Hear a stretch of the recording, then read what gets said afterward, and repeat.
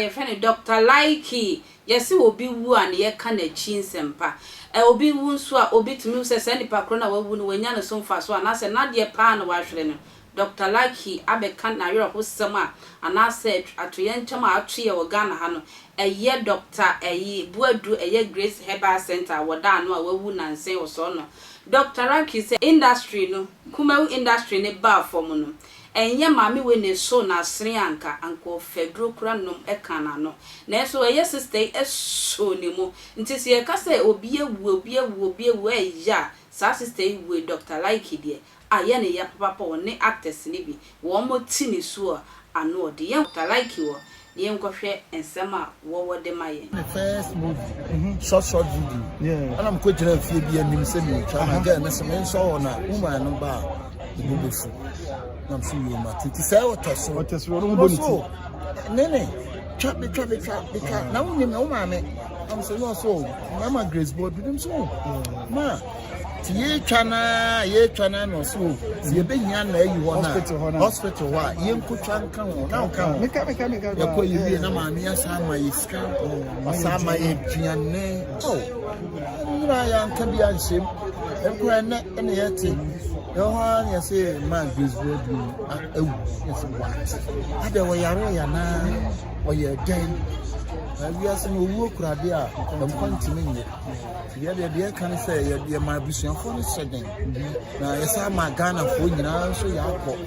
an se de ma mi sitie oda wo de ma adoye ne se de osi do Ghana movie stars ne kuma wufo ne in fact odo no adoso intino yesre nyame ma be ma me no baby pana o man baby pana mai anko da Ibrahim kuku be so na o twida no so busuafo me yeti a ye nyina ye beba ne ma no America okay so ne ma me beba na o ma ye ntutu ye na ye hu bia besi akọ nti ne yakọ busu no no akọchia o mo ama he musampa ne pese mo bi se ne fi na me ka di o ye ma ye nyina chi o ma se nti no ne easy pasa na mabato wa ha o na me dia in fact chef mo bi sa chef so bra no so abeka obi o ha dia mo bi sa na dana samo mu nyina na ti wa do pa mo bi sa no mo su dia dana sa ma ye go oh mama na go confirm the case because you go me wanna me hospital okay I wanna me hospital okay so we are saying to be on the doctor me wanna me call Grace Herbal Center okay I was so fair coins yeah and you come na ra ho sa susa na go confirm the case so me ni na call me susa ben tina Grace Boadu ayi na ni what guy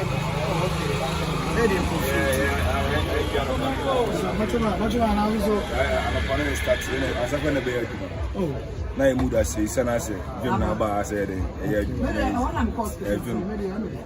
wo kurade an continent nti everyone will chop what billion Grace Boadu what in can e wa ye man say ye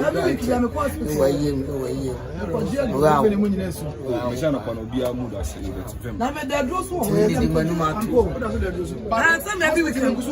and course maybe we can project we no won me na doctor for you na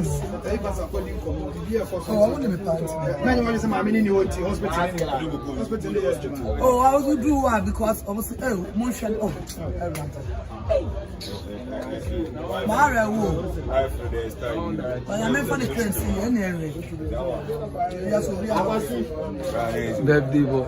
mommy am baby no kwa jimi 7 me da se e kwentwa na mbeso makra